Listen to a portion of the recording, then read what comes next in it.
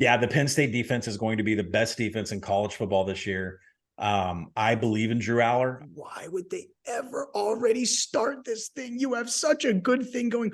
Why are you already starting this? Took like almost 90% of that, flushed it out of my account, and went and I bought a boat. And then because I won it off a round robin, I named my boat Robin. Like it was a light blue color, kind of like a Blue Jays boat, you know?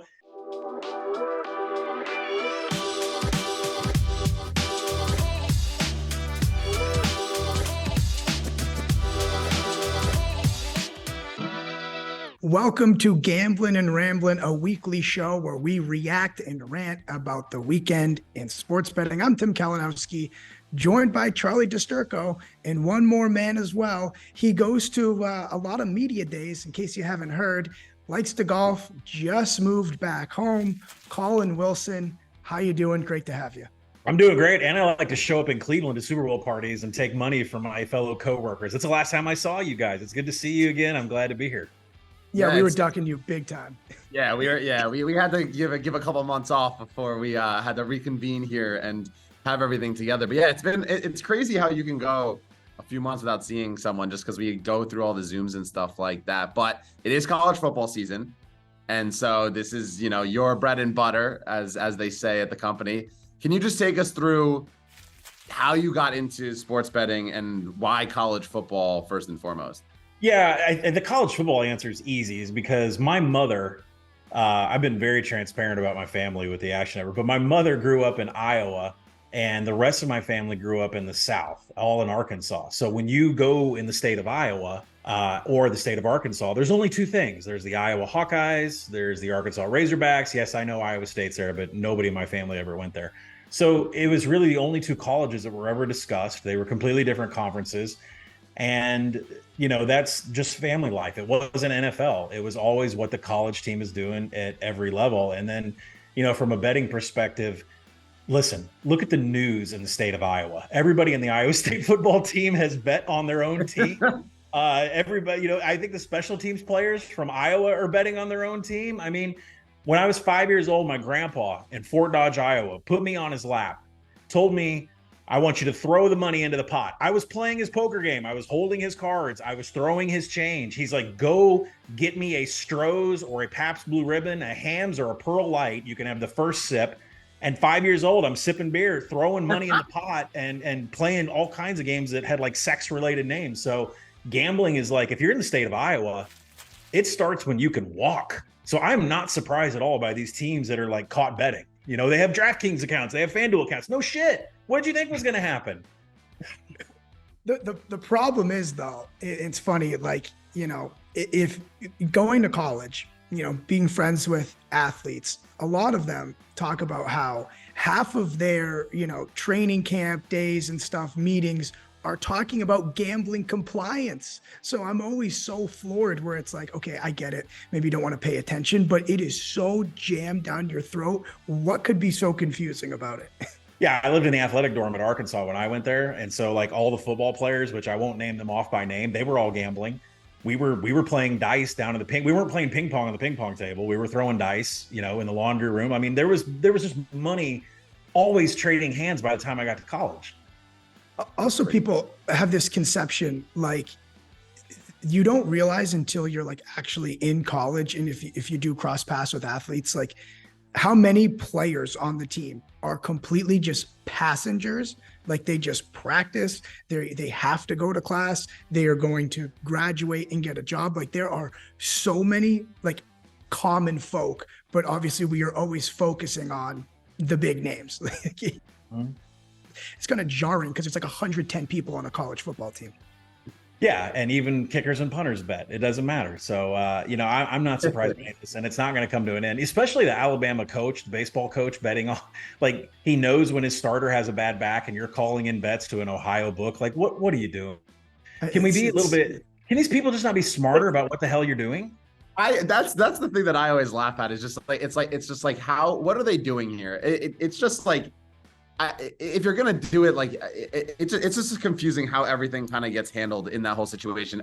Obviously it's a growing nature, right? Sports gambling is growing, and it's only going to become most likely nationally legal in a matter of time. I just want to go back to, I guess, like, when did you go quote unquote pro in the gambling space? Obviously you've been, in gambling. That whole Charlie, I mean, that whole term of pro, are you a professional bettor? So if you ask the guys that are out in Vegas that have been doing this since, I don't know, for 20 years or more, their definition of you being a pro is whether or not you pay for your mortgage and pay for your food based on the bets that you win.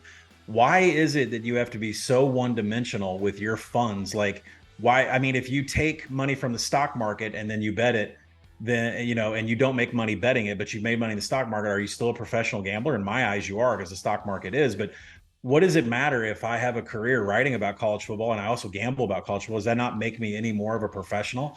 I've placed bets with commas in it. I've placed bets with pennies in it, right? I mean, I don't know what defines professional anymore, but I will say when I started taking this serious is when, I'm rolling parlay cards like there's no tomorrow, like in 2004, 2005, right? That's not professional. Those aren't winners. I'm teasing through zero. I'm teasing through numbers that don't even matter. All these rules that we have. And I'm doing all these stupid things. And then sometime around 2009, I was like, I am so tired of losing that I want to know how they came on these numbers. I want to backwards engineer the whole Vegas process. And once I teach myself how to do that, I'll know how they got to that number. I'll know where it's going to move in the market, and I'll be able to beat it. Now, does that make me professional? I'll let other people decide what that is. So then, like in 2011, I started flying out to Vegas with the sole purpose of meeting the guys that run it behind the counter, shake their hand, offer to buy them a beer, take them out to dinner. And next thing you know, I'm sitting elbow to elbow with people that are some of the biggest people in our space, at least most popular, and shooting ideas off of them. And that eventually led me to meet Stuckey in 2013. So, I think you should be defined as a professional gambler is when you start taking your bet seriously. And most of your card, which none of us want to admit, is straight out flat bets. And then maybe only 5% of your roll on the day is on parlays and teasers and stupid stuff that we like to bet. Yeah, I think that's a good point. And I think a lot of people our age because now if you want to get into betting, you open up a DraftKings or FanDuel account. But being in Vegas, if you could explain like the idea of a parlay card, and like I've heard, I feel like I know, but I really don't. Like the odds used to be better on parlay cards, and then parlays became so common, people got limited. Like they started to just kind of get buried on this if you were a smart guy and had correlated parlays. Tell me about the whole parlay card phenomenon. So there used to be a parlay card. I don't know if most books have this anymore. I don't even use paper. I use an app when I'm out there now. I don't even go to the counter anymore. The world has changed so much. But in the old days, you would go out to Vegas and they would have these predetermined parlay cards, and you would fill it out like a bingo card or like a test, like a Scantron test. You'd fill out what you want on your parlay, and you go up and you slide over how much money you want, and they would build you your parlay card for you. But the numbers were so bad. Like I won't name the book, but there was one book that was purposely like lowering the juice on a winner, which one of them was mine. It should have been like a $4,800 payout, but it was a $3,200 payout. Had it out with them, didn't go on social media with it. And it's like they purposely build those parlay cards and then they adjust the juice into where it's not profitable whatsoever. You would never make this investment in your day. So you have to be careful with parlay cards. I'll say the same thing about teasers too. You don't want to go higher than minus 120 on a teaser, right? I'll let the NFL guys discuss, but if you're crossing through 3 and 7, it's okay to pay minus 120, minus 130 juice. But now like every teaser at every book is minus 140. Like, are you kidding me? Like you've taken the edge out completely. So parlay cards were a lot of fun back in the day, but now the books have just kind of destroyed it by destroying the juice. The teasers they've destroyed by destroying the juice. They're protecting themselves and limiting us that pay attention to the juice, kind of limiting our fun. So they were getting buried by pros with those, friendly odds. And like, So can you pinpoint like a year, a shift where this kind of happened? Because to me, I would be like, why didn't this happen sooner? Because I feel like it was only in the last like decade or so. They really got, it was about 2017, 2018 where parlay cards and teaser cards got really important. And all of us knew, like with NFL, you take 2 teams, you try to cross 3 and 7, don't go across 0, and that's your parlay. That's your teaser of the week, right? But that got so popular, and people are looking to do it early in the week when teasers open up and you're able to move it. People are doing it so early in the week. parlay cards are fun. Maybe I don't know, maybe Stuggy and I are a part of the movement that is parlay cards. In 2018, we would make round robins, which round robins are like the greatest thing ever. And we hit a couple of those, and they pay out big money. Like, you don't have to invest a lot. You could be $100 to $300 into a round robin parlay card, and it could pay out. You can only hit 4 of 7 teams, and you could be paying out in the 5 figures depending on what the team's juice is. So, maybe we're a part of why it got so popular. But about 17 and 18 is where you can identify in college football the ones on the board that really have a chance to win. Put those in your card, and when they hit, it's big time money. What is your most beloved sports gambling memory? Because I feel like you probably have been to Vegas plenty of times. You don't like name how much or whatever, but just like, what is like the game? Is there like a game or a specific moment that you could think back to that you're like, that this is why I do what I do? Oh boy. Well, I bought a boat in 2018, which off of a round robin that I built. I'll have to dig the ticket up on Twitter, but it paid out like 28,000. And the book that I wanted at shut me down. Thank you. But I won that 28,000. Greatest compliment ever. Greatest. Yeah. And so I immediately took almost 90% of that, flushed it out of my account, and went and I bought a boat. And then because I won it off a round robin, I named my boat Robin. Like, it was a light blue color, kind of like a Blue Jays boat, And so I named it Robin. I was welcoming my parents, like, how'd you afford this boat? Where did you get this boat? We didn't know you wanted a boat. I want a round robin. What do you mean you want a round robin? Now everybody wants a round robin because Collin's got a boat. So I would say the boat is probably the best story out of them all. That was like when I hit the NBA parlay that paid out like 13,000 earlier this year. I had all my friends were like messaging me every NBA game, and they're like, "All right, parlay. Like, what's the parlay?" And it's just me me and Tim are noted NBA haters. Like, I just was like bored, and I was like, "Fuck it. Like, here's $20. Like, I'm gonna throw it on an NBA parlay," and then it hits, and then it's just like funny how people just like all of a sudden they're like, "Wait, round robin? I can make like $28,000." Do you remember the last team of that round robin that hit? UConn. And there was a couple plus 450s. Yeah, there was a couple plus 450s on there. I know UConn was on it, so that was one. I mean, yeah, they win like 2 games a year, so it's like calling UConn out on a parlay card is a pretty big deal. That's a good feeling. That's awesome. You're like, you guys going to get on the boat or what? Like, do we care? Like, yeah, I remember the next week. Like, I don't remember what week it was in 2018, but I remember the next week. Like, I'm not doing round robins the rest of the year. Like, I've cashed. They're not going to hit again. And generally the round robins we do provide on BBOC to pump us up over there. We usually hit around 3 or 4 of the teams out of a 17 parlay card on our podcast every week. So, we do enough to tread water and be able to fire more every week. It's the week that you're looking to hit 5, 6, or all 7 where the big payout comes. And usually that happens just once a year. Yeah. I continuing on the pro thing. It's funny for Charlie and I to be, out of college and be able to work for a, sports betting media company. Everybody that's older than us, there was one point where you had a real job. So yeah. What were you doing before that and before this and making bets on the side and handicapping on the side? Well, it's actually interesting because I know I've heard everybody else's background and their career before they hopped into doing this. I was a consultant for almost 20 years, a software consultant, and I was in Tokyo, Europe, anywhere in the world where there was a Fortune 500 company. I was on their floor writing software for what they were doing on their shop floor. And that sounds crazy, but like I cut my teeth working at Tyson Foods in Arkansas, and they stuck me down on the floor where chickens are literally being killed, bled out, hung upside down, blast frozen, split into a whole bunch of different shit that goes on a yellow tray that you buy at Walmart. And they stuck me down there and they're like, okay, we need you to write all of the software to track that chicken from the time it's dead to the time it's on the shelf at Walmart. We need you to write the software. And I was like, holy cow. So 2 or 3 years into that, I got really good at it. And I went independent consultant, and I worked at some of the biggest names like out there, like Hershey, Keurig, Boeing, you name it. I've been on their shop floor. You name any food, I've seen it made. You name, aerospace and defense or pharmaceuticals, I've been on their shop. Like I had to sign a 17-page document to not the FBI, the CIA, because I had to go into a pharmaceutical vault and count. I had to cycle count, like how much Xanax they have, how much Adderall they have, how much, whatever they had. I had to go in and count it. Like, oh yeah, we really do have 2,000 milligrams. Oh wait, we only have 1,900 milligrams. No, but I had to sign a bunch of papers just to go in there to count how many pills they had. So that was my life before this. And when the opportunity came around to like just talk about sports all day, it was a pretty easy transition.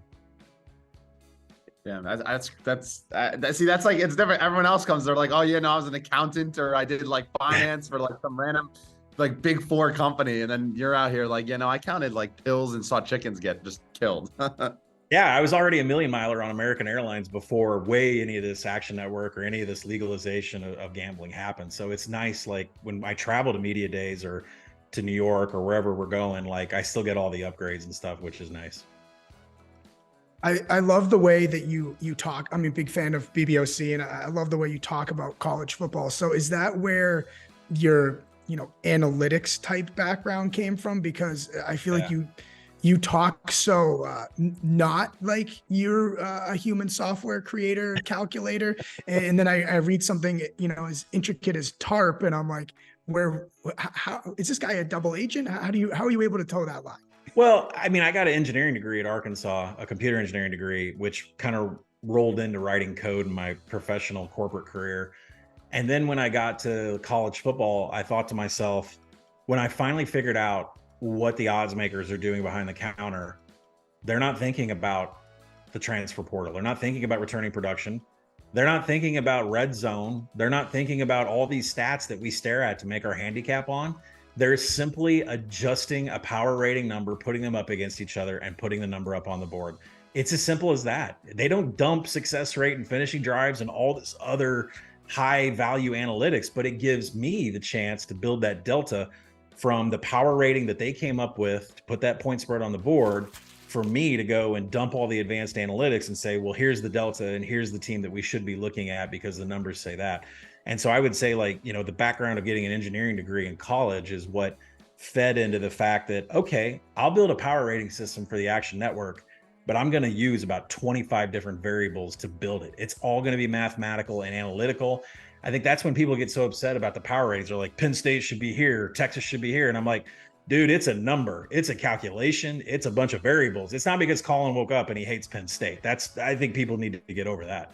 I think that's always the funniest thing, is that like everyone just like sees a ranking and they're just like, well, my team isn't this high enough. And then they go at you on Twitter. Like in my DMs, like I got people that like get upset at me about hating on a baseball team. Like I shit on the Orioles early on in the year, and now they're good and I was wrong. But like, it's so funny to see. And I'm sure like you get it to such a higher degree.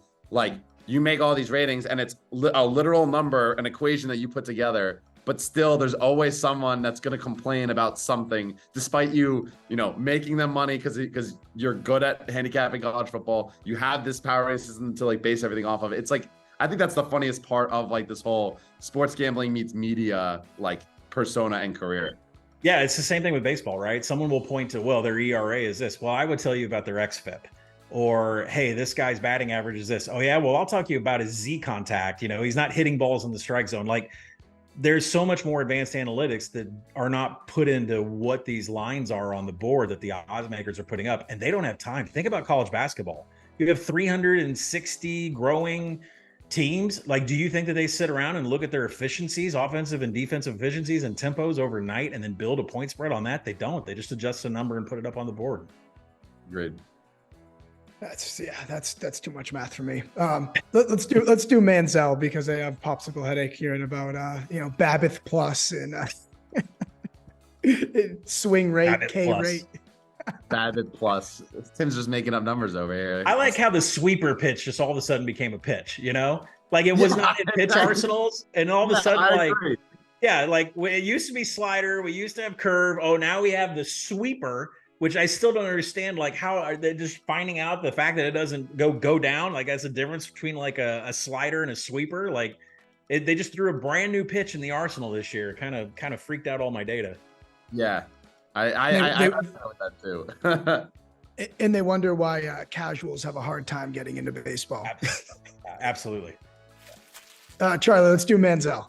All right. Yeah. So you were going on about your Graham and how Grammy is into Johnny Manziel because of his voluptuous behind, as some would say. Can you just talk about, like, I guess you guys, I mean, you watched the documentary, obviously, so you watched it with her, and go on with the story that I made you stop before we started recording.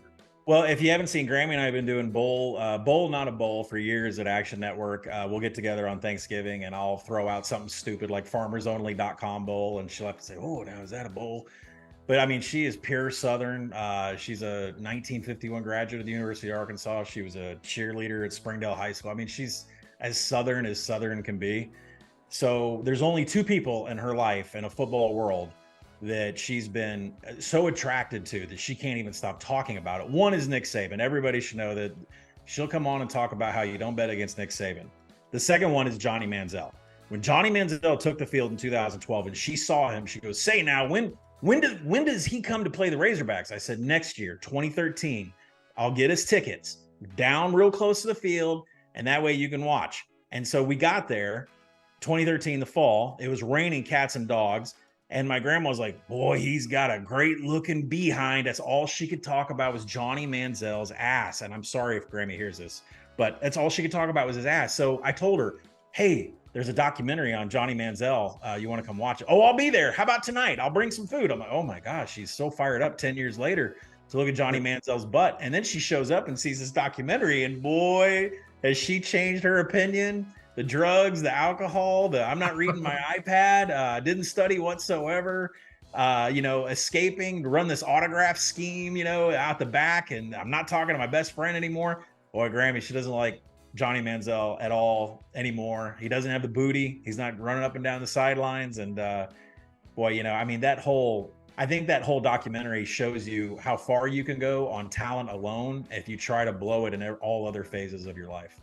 Yeah, the fact that he got drafted, like, despite everything that went on, all the stories about how he used like the fourth strings, like piss to like pass test, how you can just like get by the NCAA. But I'm also, I guess that's like powerful in of itself. But I'm also curious your thoughts too on like Johnny Manziel obviously does the autographs, the signing, because there's no money in NIL, and that I think is the biggest takeaway I had from the whole documentary is, and I kind of knew this, is that how much he kind of set the stage and kind of led to this whole movement of players wanting to cash in on how much they just were making. I mean, this goes to the age difference between me and say people that are in their 20s. Like when I lived in the dorm, I lived in the athletic dorm next to Bud Walton Arena at Arkansas.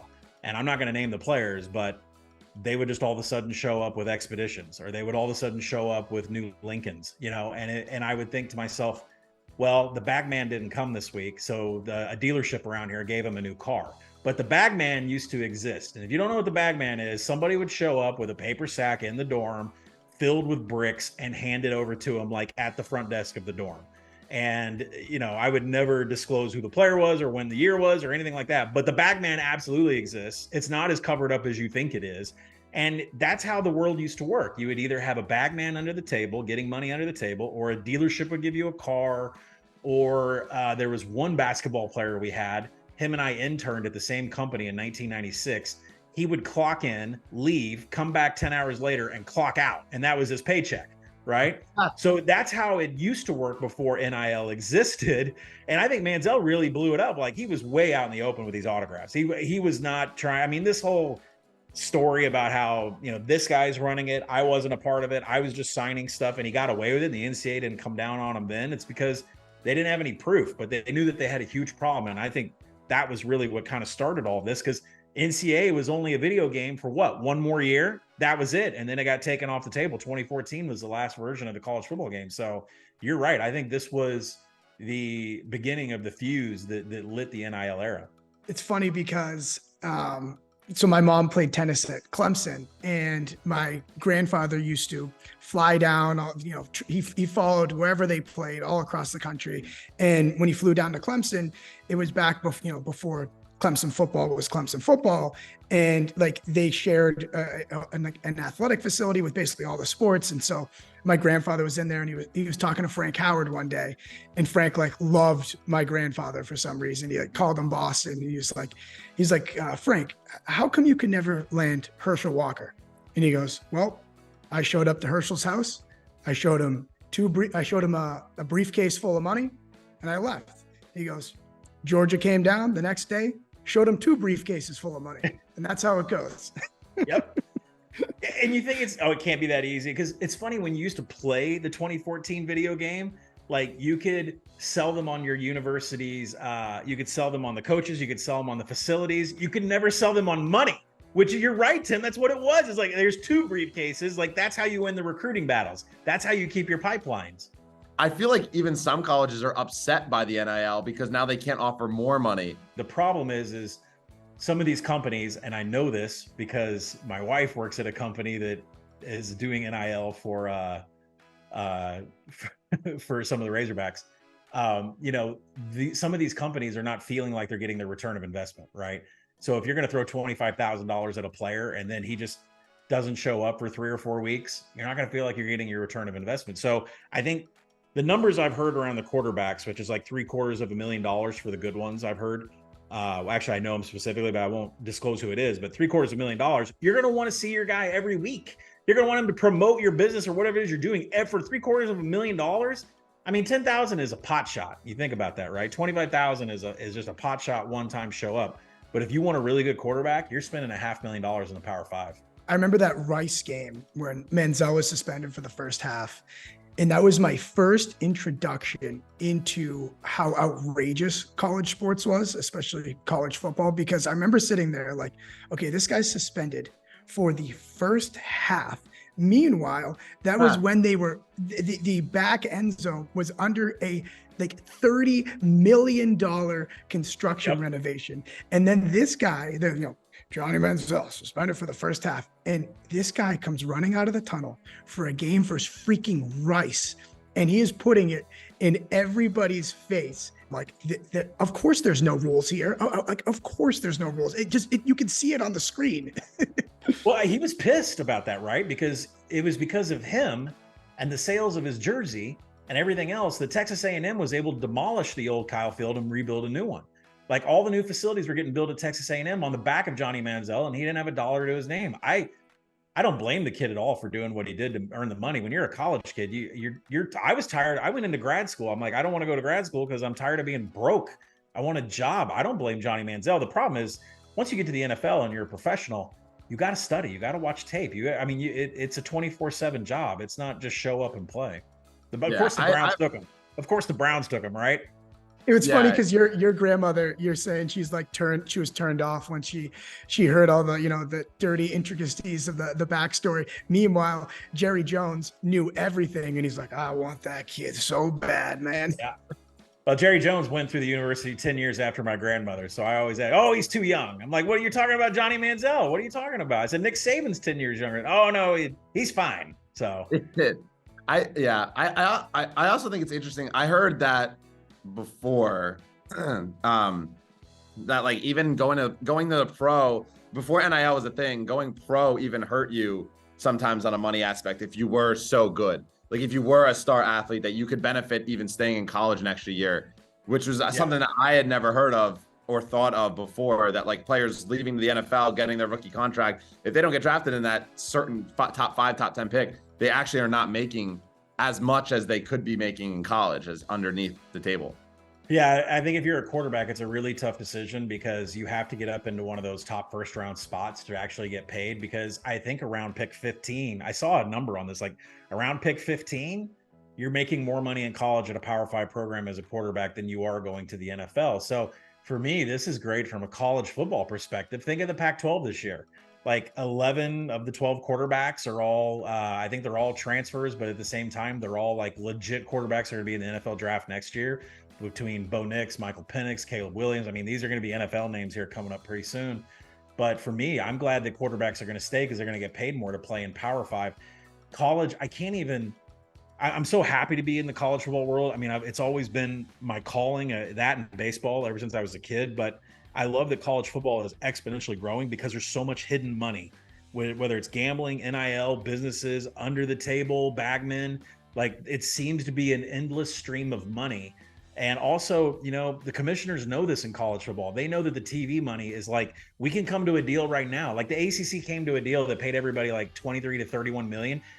3 or 4 years later, everybody's like, we got to get out of this. It's not enough money. Like, are you kidding me? It's not enough money. Oh, because the SEC teams are getting 50 million. Like, how pissed are the Florida teams that UCF is in the Big 12, and now they're going to pull 50 million a year in TV revenue, and they're going to beat Florida and Florida State in recruiting and everything because now they're getting as much money. Like, it's a crazy world, and I love that college football is exponentially growing, and I hope the quarterbacks stay now that we talk about the whole NFL draft from the money perspective. We could do realignment for like 2 hours, which is so good. But I listened to all the BBOCs, and I want to just touch on a little bit of some specifics to finally stop talking about just realignment and get into the football, because it's around the corner. And one of the things that I saw in the top 25, just to kick us off here, when the preseason poll, it's so useless, but I forget where you had them. Great job me doing my homework, but I feel like Washington at 10 is just not getting enough respect. I feel like that team is friggin' loaded. I have them at 7. I have them 7th, and that doesn't really mean anything because the power rating is what means something. And I got them 7 points off Georgia. And I know that if Vegas was making this line, it would be about 12.5, 13. That's how good I think Washington is. It's because their offense returns every single little speck that you saw last year. Their defensive line is better. Their secondary is all still together. Washington, to me, the Pac-12 was the hardest preview to put together because every offense is super loaded, returns everybody. And the only handicap to set yourself apart is which one of these teams has a defensive front 7 that can maybe get a stop and stop all these first downs and scores coming in. And when I came to it, there were only 4 teams in the Pac-12 that are going to have a decent front 7. It was Utah, Washington, USC, and UCLA. And even though I have Oregon very highly power rated, like right there, I have them 5th right there, right on the cusp behind Ohio State, Georgia, and Michigan. They don't have the defensive front 7 to stop the run. And I've talked to some Oregon alum that are in media, like, you don't have the defensive front 7. Why is it? You have Kayvon Thibodeau. You have these defensive edges come in and they can rush the quarterback all they want on 3rd down, but you can't stop the run. It's a problem for Oregon. So, I don't think Oregon has a chance to win the conference because they can't stop the run. Oregon State, like with DJ Uiagalelei and the 2 running backs they have, they're going to run over defenses that can't stop the run, and that's not good news for Oregon whatsoever. I'm curious, just going off the team that I want to talk about. I know Tim has like a lot of questions. I want to talk about Texas because I think I love this team. I also just like blindly like Texas. I don't know why. Do they have, or I guess, am I stupid for wanting to bet them against Alabama and thinking that and or betting them to make the college football playoffs? Because I love Quinn Ewers a little bit too much. Yeah, I think the Alabama game, I sidestepped that completely. I believe all the odds for college football came out on Kentucky Derby Saturday. And that's when I had to make a decision on Texas. Are we going win total? Are we going to go national title? What are we going to do? And I thought to myself, I don't want to mess with that Alabama game. And the reason is because Alabama came in last year, really struggled. The offensive line struggled. The Texas defensive line really pushed them around. They asserted their dominance. They were more physical, which out-physicaling Alabama is rough. And Saban talked about it at media days that, we were kind of caught off guard and we're not going to be this year. This year they come to Alabama. And so that's a game where I don't really want to go against Alabama. So do I love Texas, Charlie? Yes, everything about them. Everything. The roster is loaded too deep at every single position. I love the coaching staff. Love Coach Sark. And I believe everything they're going to do. And the gap between them and Oklahoma and the rest of the teams in the Big 12 is extremely wide this year. So the smartest bet is not the win total. And the smartest bet is not the Alabama game. It's applying what all those things that Texas is against the rest of the conference. And so that's why I've told everybody, you're buying Texas to win the Big 12 to -120. There's no way they're finishing 3rd in this conference. They're going to go to Arlington, and that -120 serves as a money line ticket against whoever it is that makes it against them. I don't even think it's going to be OU. So that's the best bet. Yeah, I took that when I heard you guys all talk about it. But I just It's for me, it's like picture perfect. Quinn Ewers gets knocked out of the Bama game. They lose because of some questionable officiating calls toward the end. And then he comes in here and what are you rolling your eyes out, Tim? And then no, I agree. I was on Texas. I was on Texas money line too. Yeah, I was pissed. And then I had Texas money line too. He's coming in here and he's gonna wreck Alabama. That's what I want to see. Yeah, that was a great game. I mean, what was that spread? 19? Yeah, that was in a round robin parlay last year too. I had 21. Yeah, I had a lot on spread, and I dipped money line, and I was like, "Oh, this is great." And then he got injured, and then questionable calls, and that's all the examples. I'm just really sad when I got to Big 12 Media Days that Quinn Ewers is like the mullet's gone, because Matt Mitchell like had us all queued up with White Snake music. I mean, I just wanted White Snake music. Every time I see Quinn Ewers, all I can think is David Coverdale and White Snake, and Here I Go Again. And now that he's cut all his hair, he's like all professional now. We're gonna have to come up with new music for Quinn Ewers. Well, speaking of Quinn Ewers, and you guys kind of touched on this in the pod, the only thing that could derail Texas is Texas. And I saw already on my phone the other day, I don't know if it was clickbait or what, but I got some notification that said, like, watch out for Arch Manning. He's really challenging Ewers. He's like ready to go. And I go, God, why would they ever already start this thing? You have such a good thing going. Why are you already starting this? So not can Manning play, but tell me there really is a path that they could just totally cannibalize themselves with this nonsense. Injury could play a big part, and the defense could take a step back.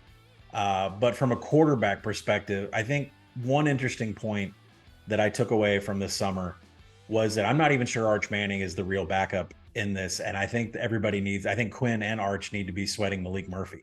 So the unofficial story from the streets is that Alabama has come after Malik Murphy hard, right? We're looking for a quarterback. We're going to go get Tyler Buckner. We've got Ty Simpson. We're not sure. We got Jalen Milroe. He can't throw. So the unofficial word on the street was that Malik Murphy there for Texas was heavily in contact with Alabama, sort of, I don't even know if I can say tampering or poaching, so I shouldn't say anything more. But the fact that he's still at Texas as a third string quarterback tells you that he really thinks that he has a shot to play behind Arch Manning, the highest recruit in the history of recruiting ever, and Quinn Ewers, who didn't even go to his senior year of high school. For Malik Murphy to still be there as a third string means that he actually has a thought that he's going to play. And from what I hear from Texas practices, even through the spring and this summer, he shows that every time he's under center, he is just as good as the other two. So you're right. I think the coaching staff is being smart though, right? If you look at what happened at Baylor with Dave Aranda, he was honest with Gary Bohannon. He's like, listen, you're going to be back up to Blake Shapen. Bohannon hit the transfer portal. I'm not even going to waste a second being at this Baylor program. I'm going to leave. And then Baylor doesn't have any depth at quarterback.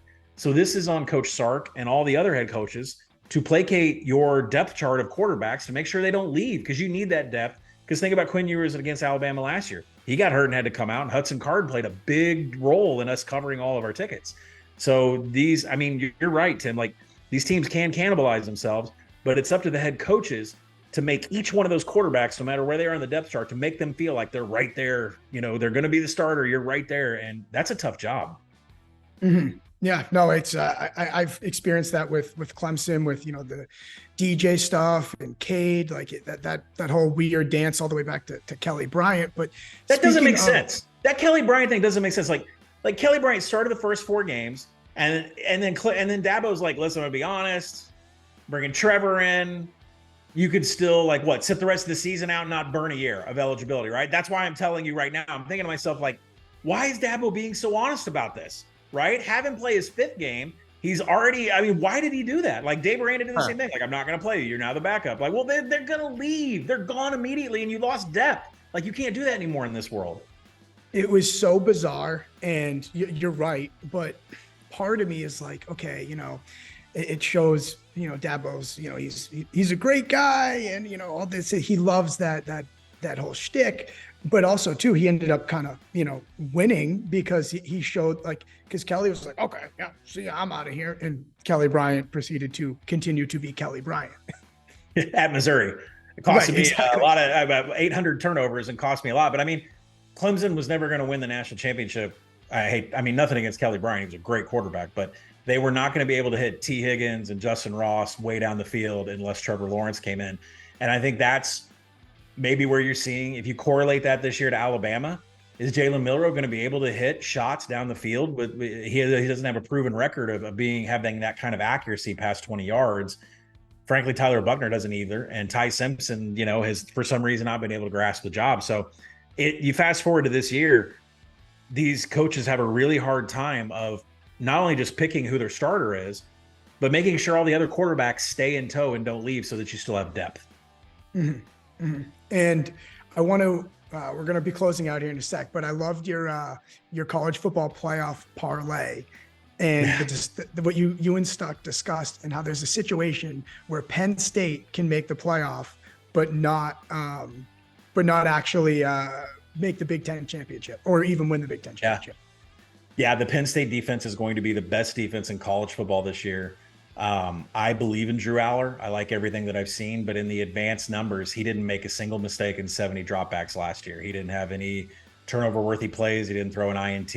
I believe he's going to be great. I don't know who he's going to hit on the outside that's going to be explosive. Got a Heisman ticket on him. I mean, he's 40-1 at some books in Pennsylvania. So I don't look at that 25-1. Go find those 40-1s and get yourself a runner in the state of Pennsylvania. But so once I finally believe in Penn State, it's the same thing. It's the methodology, the thinking of how we treated Texas. Where is the best value on the board? Okay, well, with Penn State, there's this tiebreaker scenario where Michigan, Ohio State, Penn State all trade wins.